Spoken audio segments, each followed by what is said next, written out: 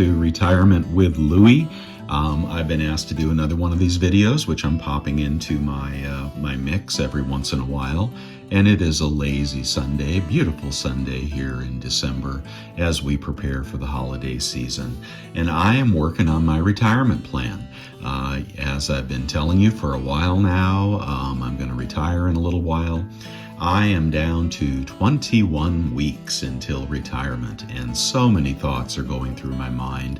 And if you're in a similar situation, or you're just a few years out from retirement, you may have some of the same thoughts. But as you get closer and closer to terminating that paycheck, wow, lot of thoughts, fears, anxiety come to play. So in a few weeks, at the beginning of January, I'm going to walk into my boss, who is about 20 years my junior, and say, you know what, I'm going to hang it up.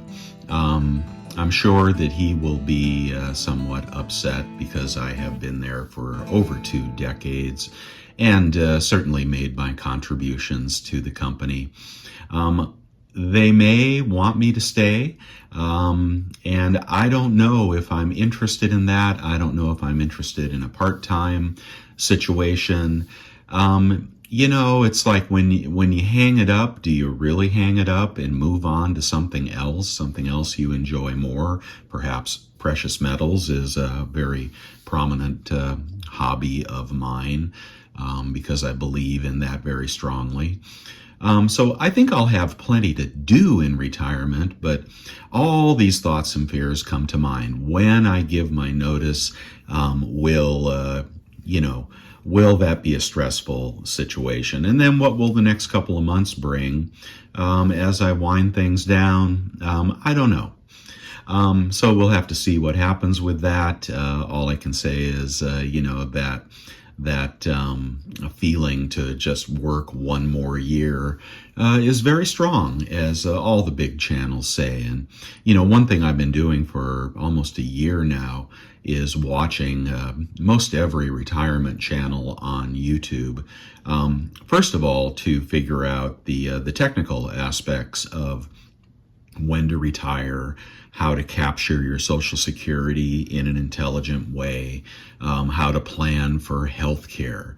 And then the most difficult, and you may find this as well, is how to invest your money. Okay, most people save money in a 401k or something similar, perhaps a Roth as well, an IRA, and most of us do not have a pension. I do not have a pension because I chose to, not go into the public sector. And, people with a pension, especially a good pension, have a lot less to worry about because they don't have to worry about sequence of return risk. And I probably have spent the most time trying to figure out how to invest my 401k after retirement. The first thing that I've been doing, actually, since I could, was removing money from the company 401k because I'm fully vested and it vests after 5 years, and put it into an IRA, a self-directed IRA. I use E-Trade, and if you have a substantial sum of money, they will pay you for you to transfer that money into E-Trade into a self-directed account. Why did I do that? Well, the first part was I did not like the company options. The company options are basically, large cap, mid cap, small cap. And the thing that everybody does and the company recommends is a balanced portfolio. And I've been saying for some time a balanced portfolio of 60-40 stocks to bonds.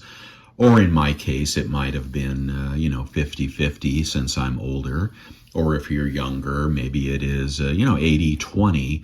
But bonds have been just a a dumbbell in your portfolio over the last couple of years. And those rising interest rates, although they've fallen back recently, have just cratered the returns on long-term bonds. And bonds are supposed to be a safety net when the stock market goes down. But we recently saw the stock market go down and bonds go down in value at the same time because we were sitting at near 0% interest rates, in the bond market. And the stock market, is toppy as well, and was due for a correction, and I think is due for a further correction going forward.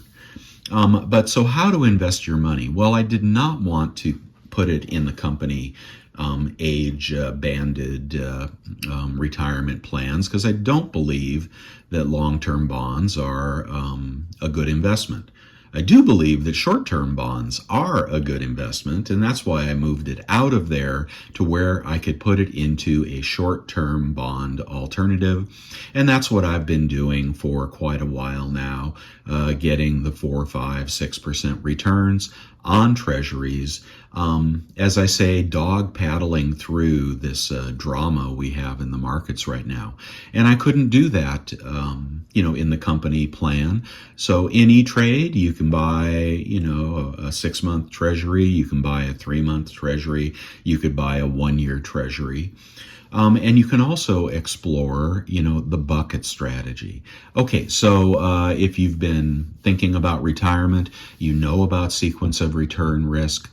And the moment you retire, if the stock market takes a 30, 40, 50% haircut, and bonds as well, could do that. I mean, rates could go from 4% to 7%, and you'd have a repeat of the last couple of years.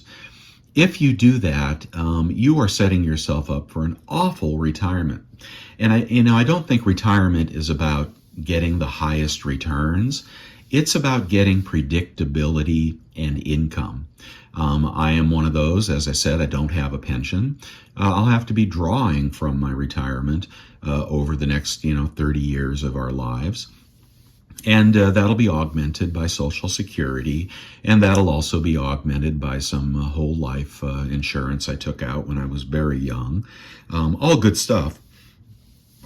But, I'm not up for the sequence of return risk. And that's why I'm very, very much in tune with the bucket strategy. And in the bucket strategy, right now my bucket is 90%, maybe 80% short-term treasuries. I picked up a couple of long bonds on the commercial side, stuff like, let's just say stable companies with very high returns that I'm prepared to hold to maturity. Because if they were paying 6.5%, I'm okay holding that. But I kept the majority of the portfolio in short-term treasuries, which has given me, pretty close to a 5% return, while the stock market was weakening. And, as the stock market was strengthening, I sat out that part of the market strength. I have no interest in getting back in the market now, and I'm totally okay with the 5% return or 6% return for the rest of my life. In fact, I ran the newretirement.com software. I am a subscriber, and my previous video on the demonstration of that software is very popular. So I think a lot of people are checking that out, and I think you should too, at least for the free trial. You have absolutely nothing to lose. Checking out where you're headed in your retirement, if you'll have enough to retire, and exactly how stable your returns might be. And it also takes into account the tax rates and timing for Roth conversions and pretty much anything you want to do, except for choosing your investments, right? So I put a 5% return in my new retirement calculations over, the next 30 years. I didn't adjust it. I left it at 5. And the plan works out just fine. My wife and I will have enough money to retire. I can even put off claiming Social Security for a few more years and maximize that Social Security, which is like an annuity. And the nice thing about that, like a pension, it is, it's predictable, and then you can build the rest of your plan around it. So the sequence of return risk has given me the most concern, and the way that I am overcoming that is I'm using the bucket strategy. And right now, I said I'm probably near 100% in the short-term bucket, the 5% return bucket. But if the market takes a dive, and I think it will, I think it'll take a big dive. I think the GDP numbers are as a result of excessive government spending. If you look under the hood, you will see that's how they achieved those GDP numbers into a weakening economy, and that is going to stop. We're going to have to enter into a period of fiscal austerity. Maybe that'll even cause disinflation. And maybe those long bonds will do well. I don't know, but if you buy a long bond, you better be prepared to hold it to maturity, or be prepared to take some losses if rates reverse back up, if inflation goes out of control. That'll be murder for long bonds, and murder for the economy, and murder for the American citizen, and for the government and their debt ratios. So we got lots of problems in this country, and I don't want to be a victim of those problems. I want to earn just enough in a safe fashion to fund my retirement until we die. And, hopefully leave some money for the kids as well, but primarily a secure, stable return. And if the market takes a dive, okay, so getting back to that strategy, and I'm in short-term treasuries, you can liquidate short-term treasuries at probably 0 to no loss, and pounce on a market dip. The money is made in the stock market, yes, over the long term. And if you're 20, feel free to, roll those dice, and that'll probably work out just fine staying in the markets. If you're 40, it probably will as well. If you're in your mid 50s, beware. You want to make your entry into the market at the right time. Yes, I do think that can happen. I do think people can do that. And I think the mantra of the retirement community and all the advisors to just stay in the markets, pardon me, is engineered for people that don't want to pay attention, and they don't want people to make a mistake and be in the market and then take their money out when the market dips. Okay, you certainly don't want to do that. But how can you avoid making that mistake? Well, you can wait for the best opportunity to jump back in the market. And if you're in short-term bonds, then you can take some of that money out and you can jump back into the market after a correction. And then you will likely have a phenomenal return over the next 20 years. For, your bucket 2. If you're looking at a 2-bucket strategy, well, you need enough money to live predictably for 2, 3, 4, 5 years, in bucket 1. And that could be anywhere from, short-term treasuries to 3-year, 4-year, could be corporate bonds on companies with a good balance sheet. And, those years will get you through lean times in the stock market. And then bucket 2 can be put into stocks, and you can have a mix of bucket 1 and bucket 2, and, fund your retirement with some growth in the second bucket, probably the majority of your money, and some stability in the first bucket. And hopefully you can also put off claiming Social Security, which grows nicely, as you delay from 66 to 67 to 68 to 70. And if you have a spouse, they may do the same thing. But you do have to consider what would happen if you passed away and what your spouse's income would be. That's the other thing about the new retirement software is you're able to plan for scenarios like a death of a spouse. And your income in some cases could be cut in half. The larger of the two Social Security checks is what will probably survive. And expenses don't go down that much if you're in a household. So do consider what might happen.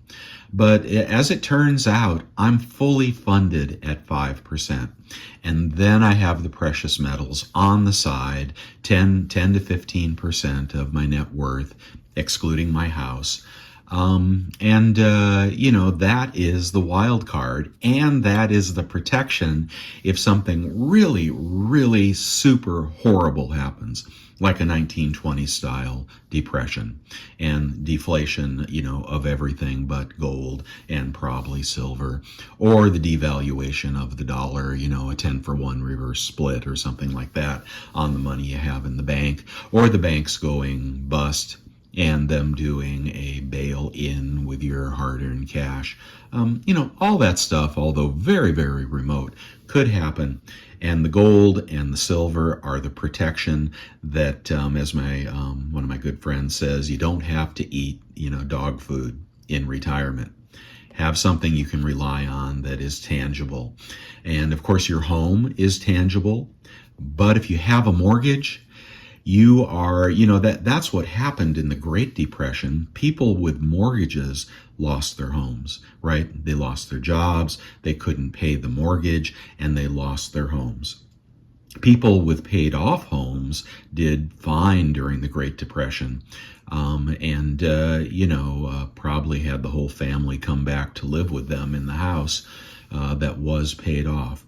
That's my one bugaboo in retirement is I have a mortgage. And I wish I had paid it off faster, but I made some wrong turns in the real estate market, which led me back to, having a mortgage. Of course, we're in a high property value state, and I love it here. So, I got to deal with a mortgage, and that really puts a crimp in your plan. I mean, when you have a mortgage and you're trying to fund that, into retirement, into your 60s, with your 401k or your Social Security check, you got a problem. That is a problem. So if you're younger, work on that mortgage. Don't get more house than you can afford. Please don't do that. Please don't do that right now. Get yourself into something that works for you and do your best to pay it off, because when you hit 67, you don't want that overhang on you. I mean, believe me, property taxes and utilities and repairs are plenty to have to fund in your retirement. Those will be difficult, enough. But that mortgage, you really want to try to knock that down. I didn't do that, although I have, a good amount in the retirement plan. Still got the mortgage, and it'll be 2032 before I have that sucker paid off.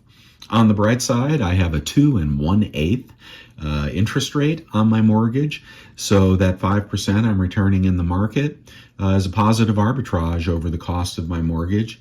And financial people would say that's a pretty good deal. Dave Ramsey would say, pay off your house, right? So it all depends how secure you want to be going into retirement. But this is where I am, and that's just that's some of the baggage I have to deal with into retirement. The other thing is, if you have kids, if you have adult children, well, there is always a nagging feeling in the back of your mind that you may have to bail them out. Hopefully not literally, but that happens as well. But kids today, younger children, very few are going to college. My kids did not go to college, even though I begged them to, even though I have a college fund set aside for them. They didn't want to do it, right? So I don't know what's up with that. I do suggest you go to college. I'm sure younger people are not listening to this, but it'll impact your income dramatically if you do go to college. And don't take on the student loans. There are places that you can get educations that at a fraction of what the big colleges are charging. But I digress. Those kids, you never know. Are they going to need a down payment for a house? Are they going to have a medical emergency? Is there going to be, drug rehab in the future? You never give up on your kids, right? Never, ever, ever give up on your kids. I know a lot of people disagree with that. A lot of people boot them out the door when they're 18. But we are in a different world right now. And not everybody is thriving. So I worry about the kids, and I worry about, I wish I had twice as much money. Honestly, I would just give it to them, or give them half. But, I don't. But I do have a fully funded retirement plan at a 5% return, and I'm going to be safe with it. And in a few weeks, I'm going to pull the plug. So I would love to know your thoughts and what are your greatest worries approaching retirement. Are you funded? Are you not funded? What are your thoughts about that? Do you need to work 3 jobs here for the next 3 years, 5 years to get enough money into that retirement plan to sustain you? Do you want to expatriate to another country, live cheaply in Mexico, for example, or Costa Rica? Are you planning an austere retirement where you're just on the bare basics and, you like that because you just want to travel around and you don't want the baggage? Home ownership, the baggage is getting greater and greater because, once you got it figured out, you got the mortgage figured out, then you got the property taxes to worry about, and then the damn utilities. I mean, how would you like, my neighbor has a big, big property and a big garden, and their water bill is $600 a month. Okay, and our electric bill was, $300-400 before I put in the solar and I put in the Tesla wall battery and I drive the electric car.